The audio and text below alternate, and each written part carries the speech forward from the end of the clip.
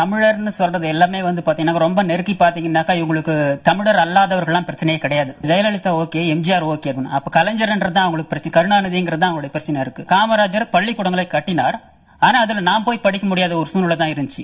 இங்க சமூக நிதி அவ்வளவு கீழே இருந்துச்சு. எனக்கு சரியான ட்ரெஸ் கிடையாது, சரியான பஸ் பாஸ் கிடையாது. ஸ்கூலுக்கு போனோம்னாக்கா எனக்கு ரோடு கிடையாது, ரோடு இருந்தாக்கா பஸ் ஃபேர் கிடையாது. இதை எல்லாத்தையும் கொடுத்து என்ன ஸ்கூலுக்குள்ள கொண்டு போய் சேர்த்தது தலைவர் கலைஞர் தான்.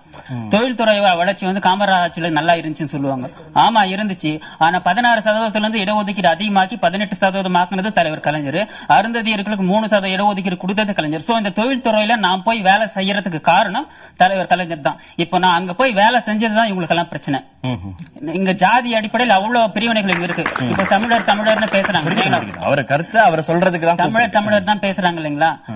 இங்க இருக்கிற எத்தனை பேர் ஊர் வேற சேரி வேற இருக்கிறத பத்தி பேசிருக்காங்க?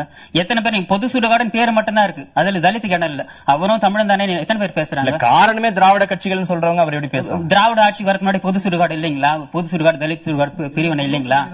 சாதிய கட்டுமானம் கெட்டிப்பட்டு போனதுக்கு இங்க இருக்கக்கூடிய திராவிட கட்சிகள் தான் காரணம். அதுல இருந்து தளர்வுகளை ஏற்படுத்தினது திராவிட ஆட்சிகள் காரணம் நான் சொல்றேன். இப்போ ஜாதி 2000 வருஷமா இருக்குது, எல்லா இடத்துல இறுகியும் போயிருக்குது. ஆனா அதை எப்படி எல்லாம் தளர்வுகளை கொண்டு வராங்க அப்படின்னாக்கா, இன்னைக்கு முதலியார் தெரு, நாயுடு தெரு, நாடார் தெரு, போனா தெருன்னு இருக்குது.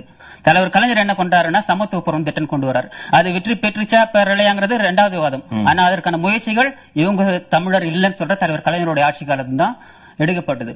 ரொம்ப பொதுவா பேசலாம், தமிழர்கள் வரலாம், தமிழர்கள் இன்னைக்கு தமிழர்களே ஆண்டிருந்தா இன்னும் தமிழ்நாடு வளர்ச்சி அடைந்து. காமராஜரே இதெல்லாம் பண்ணல. தலைவர் கலைஞர் அவர்கள் தான் தமிழ் வழியில் படித்தவர்களுக்கு 20% இடஒதுக்கீடு கொடுத்தாரு. இவங்களுடைய டார்கெட் மொத்தமே தலைவர் கலைஞர் அவர்கள் மட்டும்தான். திமுகவுடைய ஆட்சி 19 ஆண்டுகள் தான். அந்த 19 வருஷத்துல என்ன பண்ணாங்கிறது மட்டும் அதிமுக ஆட்சியில் நடந்ததை பத்தி பேசவே மாட்டாங்க. அப்படி பேசும்போது என்ன பண்ணுவாங்கன்னா 19 திராவிட ஆட்சி வந்துருவாங்க. அது தமிழ் தேசிய சிந்தனையோடு ஒரு தலைவர் தமிழர் அவர் ஆட்சி பொறுப்புக்கு வந்தா மாநிலத்துடைய வளர்ச்சி வேறு விதமா இருக்கும், இன்னும் பிரம்மாண்டமா இருக்கும். அதை நான் நம்புறதுக்கு எனக்காக என்ன பண்ணீங்கன்னு நான் கேட்கிறேன். தமிழர் ஆட்சி செய்தால் அதுல பிரச்சனையே இருந்தா